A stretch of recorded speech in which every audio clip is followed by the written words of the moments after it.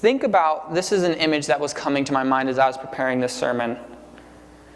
Imagine, try and just take a moment with me, and imagine the best place you've ever been. The best moment. Maybe it's on a vacation, and you got to just completely relax. Maybe you're on the beach. For me, I'm on the beach and it's really warm. For others, maybe it's like a mountain home that you've been to, like a cabin or something like that. Maybe it's, wherever that place is for you, the most comfortable, best, your favorite place that you've ever been.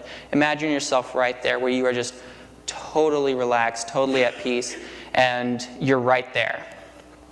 Now take a moment and picture the worst experience, whether it's pain or whether it's, emotional pain, physical pain, the hardest thing you've ever done. Maybe it was the most pain you've ever experienced. Try and remember what that was like. How hard it would be to go back to that. How hard would it be to go from your happy place? For me, it's on the beach. It's really warm. I don't have sand everywhere. I'm just on, like on a beach chair. I think South Carolina, like in the spring, super nice because it's not crazy hot. It's just perfect. And how difficult would it be to leave that place for you and go to that most painful experience you've ever had? What kind of love would it take? What kind of sacrifice? How difficult would that be if you had the option? If you got to choose? I can tell you that, leaving that place, that great place, for that pain and for that other experience, that would take a lot. And that's just the tiniest sliver of what happened at Advent. Do we understand that Jesus is God, and he was in heaven and he came to earth for us?